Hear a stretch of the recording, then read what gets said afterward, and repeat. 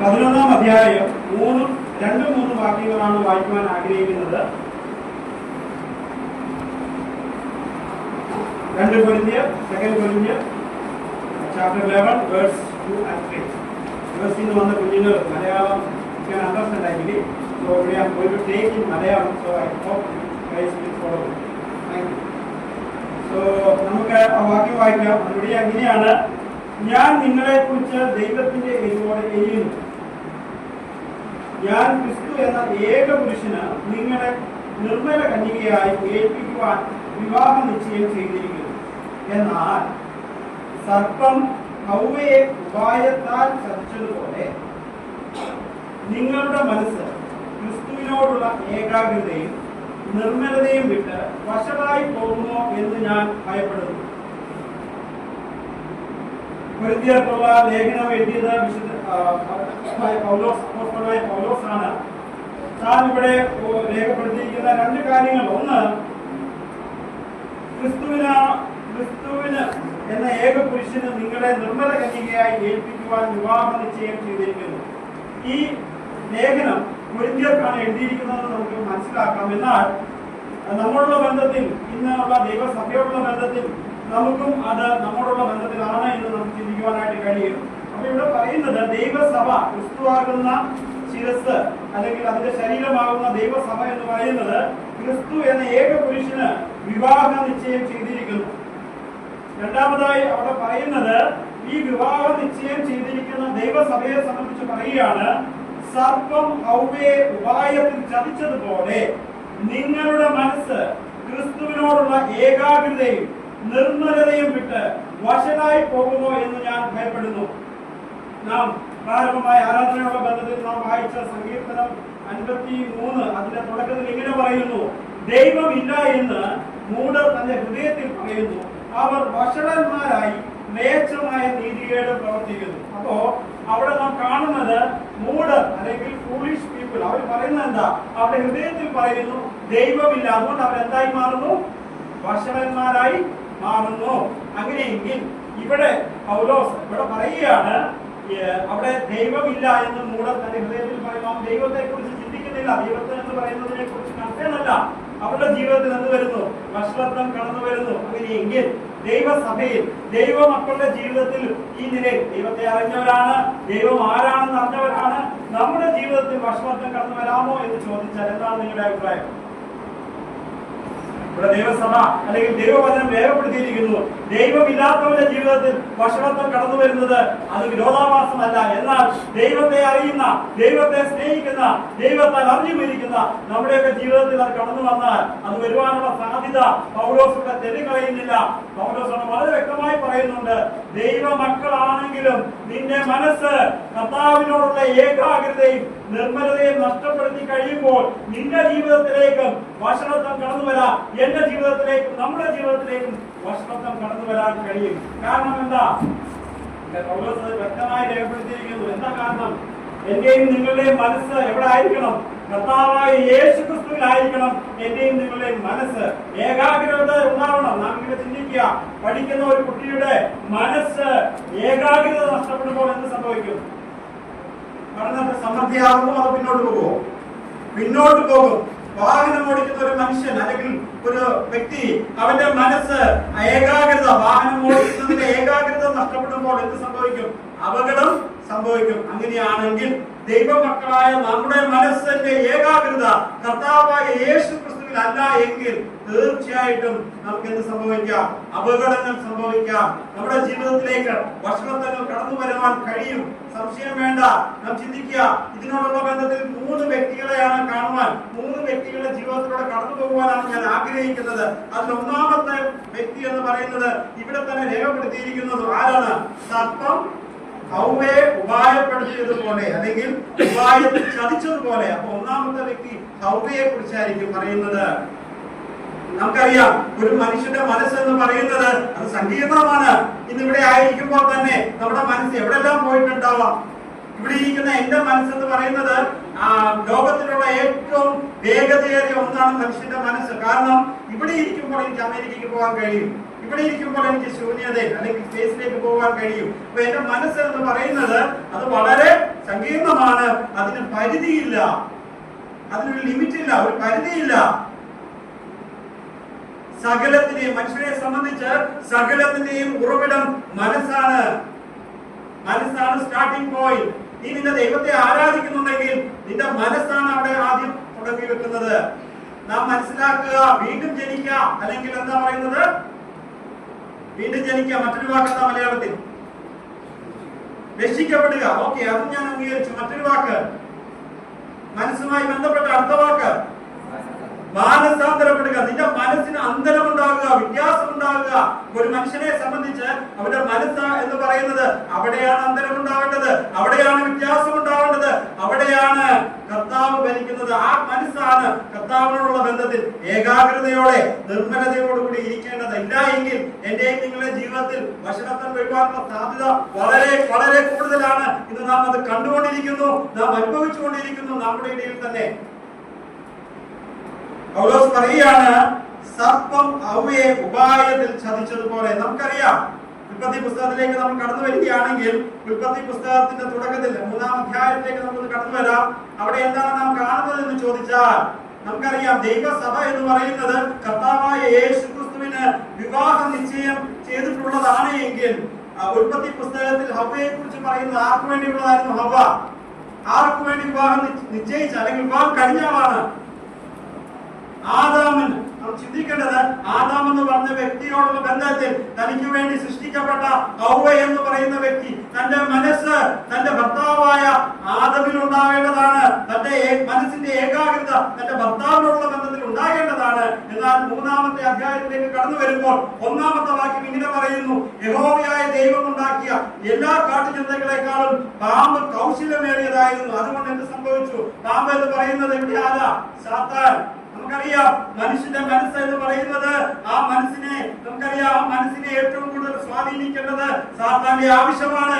എന്റെയും നിങ്ങളുടെയും മനസ്സിനെയാണ് അവൻ ആദ്യം സ്വാധീനിക്കാൻ ശ്രമിക്കുന്നത്. തെളിവ് എന്താണ് എന്ന് ചോദിച്ചാൽ, ഇവിടെ ഹവ്വയോടുള്ള ബന്ധത്തിൽ അവൻ ഹവ്വയെ ഒന്ന് കൺവിൻസ് ചെയ്യുക. മലയാളമാക്കെന്താ കൺവിൻസ്? ബോധം വരുത്തുക, ബോധ്യപ്പെടുത്തുക. എന്താ അവൻ പറയുക? എന്താ ഈ എന്ത് പറയുന്നത്, ജീവന്റെ വൃക്ഷത്തിന്റെ പ്രത്യേകത എന്താ? അതൊന്നും കഴിച്ചാൽ യാതൊരു പ്രശ്നവുമില്ല, നീ ധൈര്യമായിട്ട് കഴിച്ചോളൂ. അവളെ ബോധം വരുത്തുക, കൺവിൻസ് ചെയ്തുകൊണ്ടിരിക്കുക.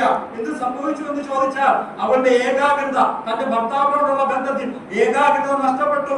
ആ നിർമ്മലത നഷ്ടപ്പെട്ടപ്പോൾ എന്ത് സംഭവിച്ചു എന്ന് ചോദിച്ചാൽ, അവൾ ആ ഫലത്തിൽ നിന്ന് ആ ഫലം പറിക്കുവാനും അത് കഴിക്കുവാനും കൂടാതെ അവളുടെ പ്രവൃത്തിയോടുള്ള ബന്ധത്തിൽ തന്റെ പ്രവർത്തനത്തെ തന്റെ ഭർത്താവിനെയും ഉൾക്കൊള്ളിക്കുവാനും ഇടയായി. എന്ത് സംഭവിച്ചു എന്ന് ചോദിച്ചാൽ നമുക്ക് നോക്കാം. 6-ാം വാക്യത്തിൽ, ആ വൃക്ഷത്തിന്റെ ഫലം തിന്നുവാൻ നല്ലതും കാണുവാൻ ഭംഗിയുള്ളതും ജ്ഞാനം പ്രാപിക്കുവാൻ കാമ്യവും എന്ന് സ്ത്രീ കണ്ട് ഫലം പറിച്ചു തിന്നു, ഭർത്താവിനും കൊടുത്തു, അവനും തിന്നു.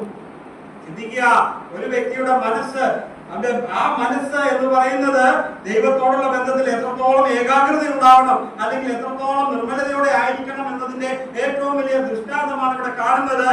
ഹവ്വയോടുള്ള ബന്ധത്തിൽ, തന്റെ ഭർത്താവിന്റെ ബന്ധത്തിൽ ആ ഏകാഗ്രത, ആ മനസ്സ് അവർക്ക് നഷ്ടപ്പെട്ടപ്പോൾ അവിടെ എന്ത് സംഭവിച്ചു? ലോകത്തിൽ മനുഷ്യർ, നമുക്കറിയാം, നാം എല്ലാം പാപത്തിൽ ജനിക്കുവാനുള്ള കാരണങ്ങളിൽ ഒന്ന് അവിടെ സംഭവിച്ചു കഴിഞ്ഞു. കാരണം നാം മനസ്സിലാക്കേണ്ടത്, ദൈവത്തെ കണ്ടവൾ, ദൈവത്തോട് ചേർന്ന് നടന്നവൾ, ദൈവത്തെ നേരിൽ കണ്ട മനുഷ്യ, അല്ലെങ്കിൽ സ്ത്രീ, അല്ലെങ്കിൽ അങ്ങനെയുള്ള ഒരു വ്യക്തി, അവരുടെ ജീവിതത്തിലാണ് സാത്താൻ കടന്നു വന്ന് അവരുടെ മനസ്സിനെ എന്ത് ചെയ്തു? ഒരു അവബോധം വരുത്തി തെറ്റിലേക്ക് നയിക്കുന്നു. ഇവിടെ എന്നിട്ട് എന്താ പറയുന്നത്? ദൈവം വന്ന് ചോദിക്കുമ്പോൾ പരിചാരിക്കുക. ആദം ആരെ പരിചാരുന്നു? ഹവ്വയെ പരിചാരുന്നു. അവ ചിന്തിക്കേണ്ടത് പാമ്പിനെ പരിചാരുന്നു. നമ്മുടെയൊക്കെ ജീവിതത്തിൽ വഷളത്വം കടന്നു വരുമ്പോൾ, നമ്മുടെയൊക്കെ ജീവിതത്തിൽ തെറ്റ് കടന്നു വരുമ്പോൾ ന്യായീകരിക്കുന്ന സ്വഭാവം, അവൻ അങ്ങനല്ലേ, അവൾ ഇങ്ങനല്ലേ, ഇവരിങ്ങനെ ചെയ്യുന്നവരല്ലേ, ന്യായീകരണത്തിന്റെ സ്വഭാവം. എന്തുകൊണ്ട്? നമ്മുടെ മനസ്സ് എന്ന് പറയുന്നത് സ്വാധീനിക്കുന്നത് ദൈവമക്കൾ ആരെങ്കിലും നമ്മുടെ ജീവിതത്തിൽ മനസ്സ് എന്ന് പറയുന്നതിൽ അത് കർത്താവായ യേശുക്രിസ്തുവിനുള്ള ഏകാഗ്രത നഷ്ടപ്പെടുമ്പോൾ, അല്ലെങ്കിൽ അത് നഷ്ടപ്പെടുത്താൻ സാത്താൻ ശ്രമിക്കുമ്പോൾ നമ്മുടെ ബന്ധം അവിടെ നഷ്ടപ്പെടും. ഇവിടെ നാം ചിന്തിക്കുക, ദൈവത്തോടുള്ള ബന്ധം മനുഷ്യനെ സംബന്ധിച്ച് എന്നതേക്കും നഷ്ടപ്പെട്ട ചരിത്രമാണ് നാം ഇവിടെ കാണുന്നത്. ആദാം ദൈവത്തോടൊപ്പം വസിച്ചവർ, സൃഷ്ടിയുടെ ബന്ധത്തിൽ നാം ചിന്തിക്കുക, തന്റെ ഭർത്താവ്, ആദ്യം ഭർത്താവിനാണ് ദൈവം ഈ കാര്യങ്ങളൊക്കെ പറഞ്ഞു ഏൽപ്പിക്കുന്നത്. അവനാണ് തീർച്ചയായിട്ടും അതിനുശേഷമാണ് ഹവ്വയെ സൃഷ്ടിക്കുന്നത്. തന്റെ ഭർത്താവായ ആദമാണ് അവയോട് ഈ വിശേഷങ്ങളെല്ലാം പറയുന്നത്. എന്നിട്ടും അവളുടെ മനസ്സ് സാത്താൻ എന്ത് ചെയ്തു? കൺവിൻസ് ചെയ്തു, ബോധ്യം വരുത്തി അവളെ തെറ്റിലേക്ക് നയിക്കുന്നു. സമയത്തിന് ചുരുക്കം മൂലം പെട്ടെന്ന് രണ്ടാമത്തെ വ്യക്തിയിലേക്ക് കടന്നു പോകാൻ ഞാൻ ആഗ്രഹിക്കുന്നു. അത് മറ്റാരുമല്ല, നമുക്കറിയാം, ജ്ഞാനികളിൽ ജ്ഞാനിയായ ആര്? ശലോമോൻ. 1 രാജാക്കന്മാരുടെ പുസ്തകം 3-ാം അധ്യായം അതിന്റെ 9-ാമത്തെ വാക്യത്തിൽ നമുക്ക് തുടങ്ങാം. 1 രാജാക്കന്മാരുടെ പുസ്തകം, അതൊന്ന് ആരെങ്കിലും ഒന്ന് വായിക്കുക. 1 രാജാക്കന്മാരുടെ പുസ്തകം 3-ാം അധ്യായം 9-ാമത്തെ വാക്യം.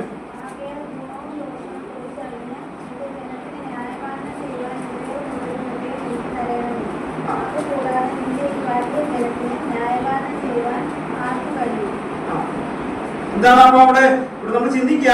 1 രാജാക്കന്മാരുടെ പുസ്തകം 3-ാം അധ്യായം അതിന്റെ 9-ാം വാക്യത്തിൽ നാം കാണുന്നത് എന്താണെന്ന് ചോദിച്ചാൽ, ആകയാൽ ഗുണവും ദോഷവും തിരിച്ചറിഞ്ഞ് നിന്റെ ജനത്തിന് ന്യായപാലനം ചെയ്യുവാൻ വിവേകമുള്ള ഒരു ഹൃദയം എനിക്ക് തരണമേ. ആര് പറയുന്നതാ? ജ്ഞാനികളിൽ ജ്ഞാനിയായ ശലോമോൻ ദൈവത്തോട് പറയുക, ഇങ്ങനെ എനിക്ക് വിവേകമുള്ള ഒരു ഹൃദയം തരണമേ. മനസ്സ് അഥവാ ഹൃദയം രണ്ടും രണ്ടല്ല, ഒന്ന് തന്നെയാണ്.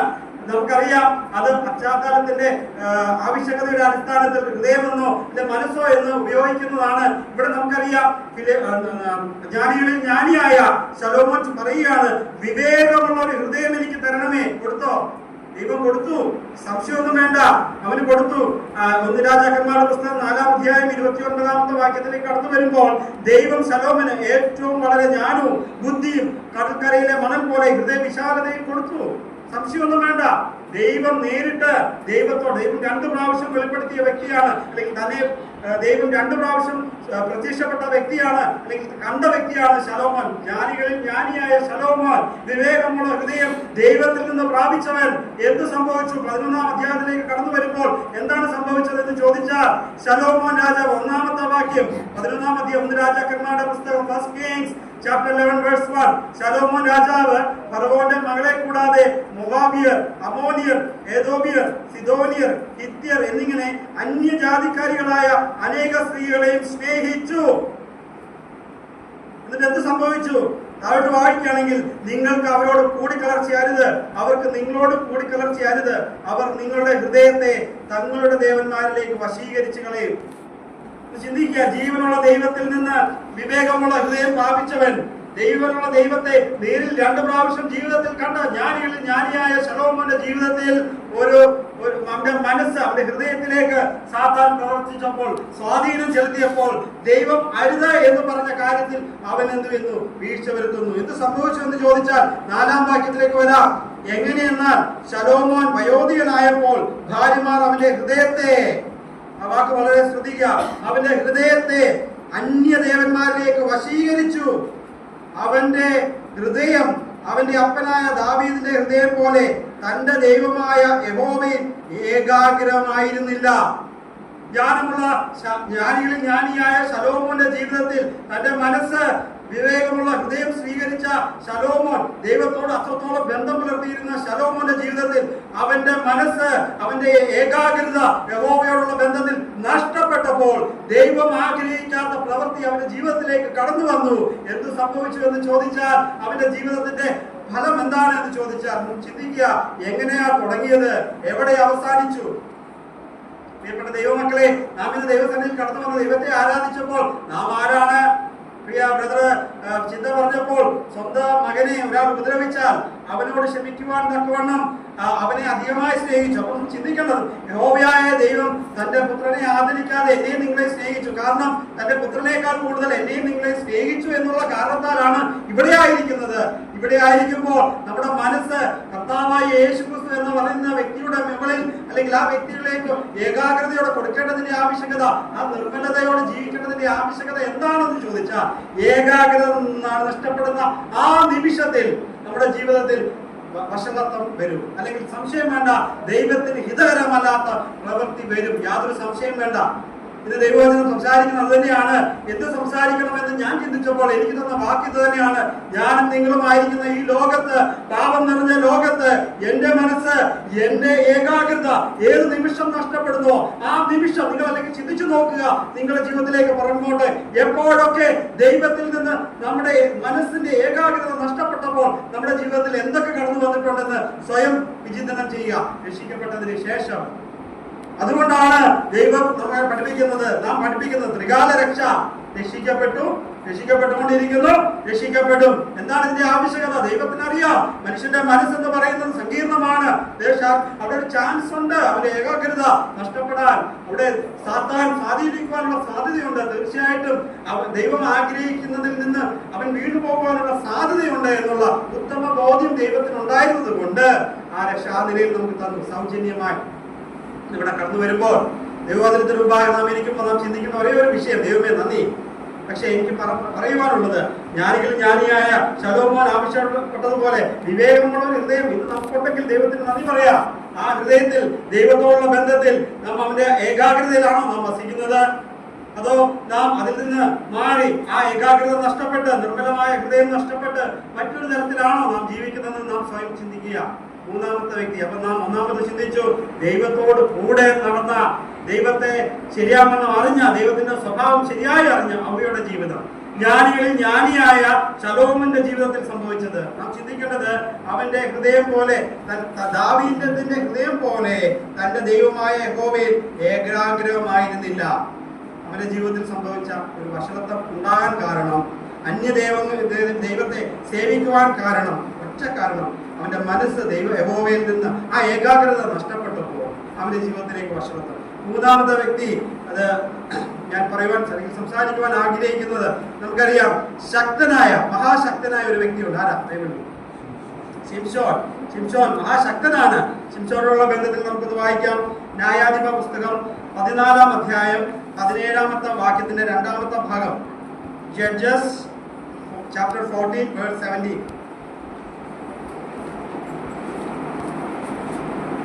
14-ാമത്തെ അധ്യായം 17-ാമത്തെ വാക്യം 2-ാമത്തെ ഭാഗം. 7-ാം ദിവസം അവൾ അവനെ അസഹ്യപ്പെട്ടത് കൊണ്ട് അവൻ പറഞ്ഞു കൊടുത്തു. അപ്പൊ നാം ചിന്തിക്കുക, എന്റെ ബാക്ക്ഗ്രൗണ്ട് നമ്മുടെ മനസ്സിലുണ്ടെന്ന് ചിന്തിക്കുന്നു.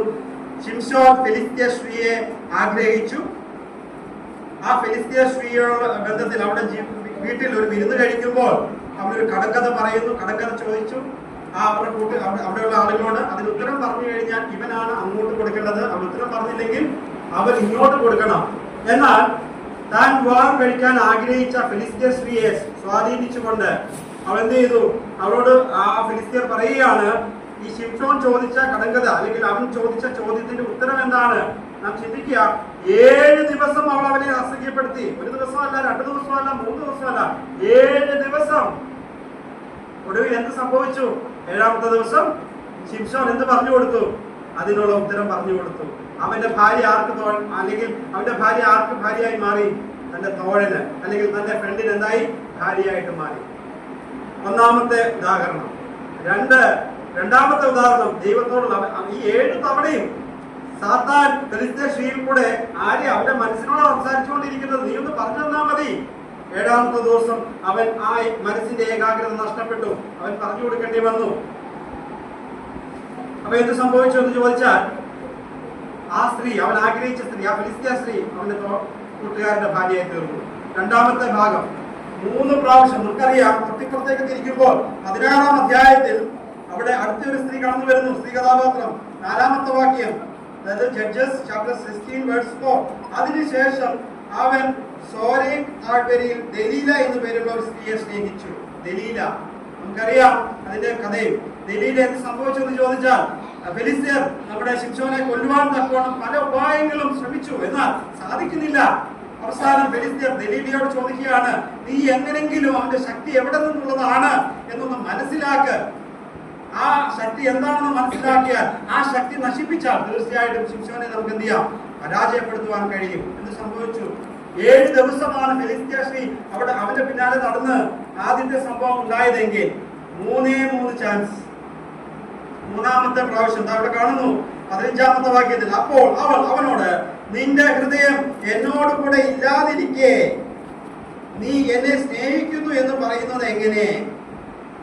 ഇത് ദലീലയാണ് പറയുന്നതെങ്കിലും ദൈവത്തിന്റെ വാക്കുകളായിട്ടും ചിന്തിച്ചേ. ദൈവം നമ്മളോട് ചോദിക്കുക, നിന്റെ ഹൃദയം എന്നോട് കൂടെ ഇല്ലാതിരിക്കെ നീ എന്നെ സ്നേഹിക്കുന്നു എന്ന് പറയുന്നത് എങ്ങനെ? ദലീല ശിംശോനാണ് ചോദിക്കുന്നതെങ്കിൽ ഞാൻ ഇങ്ങനെ ചിന്തിക്കുക, ദൈവം നമ്മളോട് ചോദിക്കുക, നിന്റെ ഹൃദയം എവിടെയാ? നിന്റെ ഹൃദയത്തിന്റെ ഏകാഗ്രത, നിന്റെ മനസ്സിന്റെ ഏകാഗ്രത എവിടെയാ? അത് ദൈവത്തോടു കൂടെ ഇല്ല എങ്കിൽ നീ ദൈവത്തെ സ്നേഹിക്കുന്നു എന്ന് പറയുന്നതുകൊണ്ട് എന്താണ് അർത്ഥം? അവിടെ തന്നെ ഈ 3 പ്രാവശ്യം നീ എന്നെ ചതിച്ചു, നിന്റെ മഹാശക്തി ഏതിലാകുന്നു? അവസാനം എന്ത് പറഞ്ഞു? അവളോടുള്ള ബന്ധത്തിൽ അവന്റെ ആ ഏകാഗ്രത അല്ലെ അവന്റെ മനസ്സ് അവളോട് കൂടെ ആയിരുന്നപ്പോൾ അവന്റെ ശക്തി എവിടെയായിരുന്നു? അല്ല, മുടി എന്ന് പറയുന്നത് വേദപുസ്തകം അങ്ങനെ പറയുന്നെങ്കിൽ അവന്റെ ശക്തി എവിടെ നിന്നായിരുന്നു? യഹോവയിൽ നിന്നായിരുന്നു, ദൈവത്തിൽ നിന്നായിരുന്നു. കാരണം എന്താ? എന്റെ ദൈവമേ, ഒരു പ്രാവശ്യമെങ്കിലും ആ ശക്തി എനിക്ക്. അപ്പൊ മുടി തരണമെന്ന് പ്രാർത്ഥിച്ചാൽ പോരായിരുന്നു, ശക്തി തരണമെന്ന് പ്രാർത്ഥിക്കണ്ടല്ലോ. കാരണം എന്താ? മുടിയായിരുന്നു ശക്തി. ഞാൻ പറയുന്നത് മുടിയല്ല, ദൈവമാണ് അവന്റെ ശക്തി, യഹോവയായിരുന്നു അവന്റെ ശക്തി. അവന്റെ മനസ്സ് ദൈവത്തോടായിരുന്നു. എന്നാൽ അവന്റെ മനസ്സിന്റെ ഏകാഗ്രത ദൈവത്തിൽ നിന്ന് എപ്പോ നഷ്ടപ്പെട്ടോ ആ നിമിഷം തന്നെ അവന്റെ ജീവിതത്തിൽ വഷളത്വം കടന്നു വന്നു. ആ ജീവിതത്തിൽ അവന്റെ കണ്ണുകൾ നഷ്ടപ്പെട്ടു. അവൻ ഒരു കളിക്കാരനായി അല്ലെങ്കിൽ അവരുടെ ഇടയിൽ ഒരു പരിഹാസിയെ പോലെ കണ്ണു കാണാത്തവനായി തപ്പിത്തടഞ്ഞ് വീണു പോകുന്ന ഒരു ശിംശോൻ. എന്തുകൊണ്ട്? അവന്റെ മനസ്സിന്റെ ഏകാഗ്രത ദൈവത്തോടുള്ള ബന്ധത്തിൽ നഷ്ടപ്പെട്ടു. പ്രിയപ്പെട്ട ദൈവമക്കളെ, ദൈവജനമേ, നമ്മുടെ മനസ്സിന്റെ ഏകാഗ്രത നമുക്ക് നഷ്ടമാകുന്നുണ്ടോ? ഏതെങ്കിലും അവസരങ്ങളിൽ നഷ്ടമായാൽ എന്താണ്? ദൈവത്തോടുള്ള ബന്ധത്തിൽ നമ്മുടെ ജീവിതത്തിലേക്ക് വഷളത്വം കടന്നു വരുവാൻ, നാം ദൈവത്തോടുള്ള ബന്ധത്തിൽ, ദൈവത്തിന്റെ ആ ബന്ധത്തിൽ നിന്ന് അകന്നു പോകുവാൻ നാം ചിന്തിക്കുക. 3 വ്യക്തികൾ. ഒന്ന് ഹവ്വ, ദൈവത്തോട് കൂടെ നടന്നവൾ, ആത്മപുരുഷനായ ആദമിന്റെ ഭാര്യ, ദൈവത്തെ നേരിൽ കണ്ടവൾ, ഏറ്റവും കൂടുതൽ സമയം ദൈവത്തോടൊപ്പം ചെലവഴിച്ചവൾ. ജീവിതത്തിൽ എന്ത് സംഭവിച്ചു? മനസ്സ് ഏകാഗ്രത നഷ്ടപ്പെട്ടു, പാപം കടന്നു വന്നു, ദൈവത്തോടുള്ള ബന്ധം നഷ്ടപ്പെട്ടു. രണ്ടാമത്തെ വ്യക്തി, ജ്ഞാനികളിൽ ജ്ഞാനിയായ ശലോമോൻ. എന്ത് സംഭവിച്ചു? തന്റെ ജീവിതത്തിൽ തന്റെ അപ്പനുണ്ടായിരുന്ന പോലെയുള്ള ഹൃദയത്തിന്റെ ഏകാഗ്രത അവന് നഷ്ടപ്പെട്ടു. അന്യദേവന്മാരെ സേവിച്ചു, ജീവിതത്തിൽ വഷളത്വം കടന്നു വന്നു. അവന്റെ ജീവിതം എവിടെ അവസാനിച്ചു? മൂന്നാമത് ശക്തൻ, മഹാശക്തനായ ശിംശോൻ, മൂന്നാമത്തെ വ്യക്തി. തന്റെ മനസ്സിന്റെ ഏകാഗ്രത നഷ്ടപ്പെട്ടു. എന്ത് സംഭവിച്ചു എന്ന് ചോദിച്ചാൽ തന്റെ ശക്തി ക്ഷയിച്ചുകൊണ്ട് മനുഷ്യരുടെ മുൻപിൽ ഒരു പരിഹാസിയായി അവൻ തീർന്നുവെങ്കിൽ അവൻ അവസാനം എന്ത് ചെയ്തു? അവൻ നിലവിളിച്ചു. നിലവിളിച്ചു മാത്രമല്ല, അവന് ഒരു കൺവേർഷൻ വന്നു, ഒരു പശ്ചാത്താപം വന്നു. അപ്പൊ എന്ത് സംഭവിച്ചതെന്ന് ചോദിച്ചാൽ അവൻ ദൈവത്തോട് അവന്റെ തെറ്റിനെ അല്ലെങ്കിൽ അവന്റെ മനസ്സ് വീണ്ടും അവൻ ഏകാഗ്രമാക്കി തിരിച്ച് ദൈവത്തിലേക്ക് കൊണ്ടുവന്നു. അപ്പോ തീർച്ചയായിട്ടും ഈ ലോകത്ത് ജീവിക്കുന്ന എനിക്കും നിങ്ങൾക്കും ഇതിനുള്ള സാധ്യത വളരെ കൂടുതലാണ്. അതുകൊണ്ട് ഇന്നത്തെ എന്റെ ചിന്ത, എന്റെ സന്ദേശം ഇതാണ്. എന്റെ അല്ല, ദൈവത്തിന്റെ ചിന്ത. ദൈവം നമ്മോട് സംസാരിക്കുന്നത് ഇങ്ങനെയാണ്. നിന്റെ മനസ്സ് അതെവിടെ? അത് കർത്താവായ യേശു ക്രിസ്തുവിന്റെ ഏകാഗ്രതയും നിർമ്മലതയോടുകൂടി ആണോ ഉള്ളത്? അല്ലേ? നമ്മുടെ ജീവിതത്തിൽ വഷളത്വം കടന്നു വരാം. ആത്മീയരാണെന്ന് എത്ര പറഞ്ഞിട്ടും കാര്യമില്ല. ദൈവത്തോടുള്ള ബന്ധം നഷ്ടപ്പെടും എന്നല്ല ഞാൻ പറയുന്നത്. പക്ഷെ ദൈവത്തോടുള്ള ബന്ധത്തിന് ചില വിള്ളലുകൾ ഉണ്ടാകും, സംശയമൊന്നും വേണ്ട.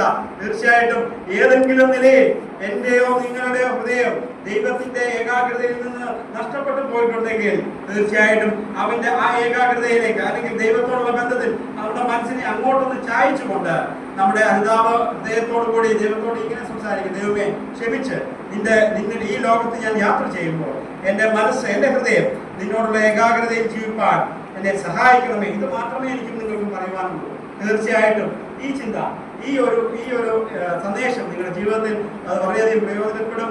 എന്റെയും ജീവിതത്തിൽ അത് പ്രയോജനപ്പെടും, സംശയമൊന്നും വേണ്ട. കാരണം ഞാൻ നിങ്ങൾക്ക് വേണ്ടി തയ്യാറാക്കിയപ്പോൾ അത് എനിക്ക് തയ്യാറാകുന്നത് പോലെയാണ്. തീർച്ചയായിട്ടും എന്നോട് കൂടിയാണ് ദൈവം സംസാരിച്ചിരിക്കുന്നത്. തീർച്ചയായിട്ടും ഈ ദൈവവാക്കുകളാൽ, ഈ ദൈവവചനത്താൽ ദൈവം നമ്മെ സഹായിക്കട്ടെ. അവന്റെ പൊന്നുനാമം ഇന്നും എന്നേക്കും വാഴ്ത്തപ്പെടുമാറാകട്ടെ.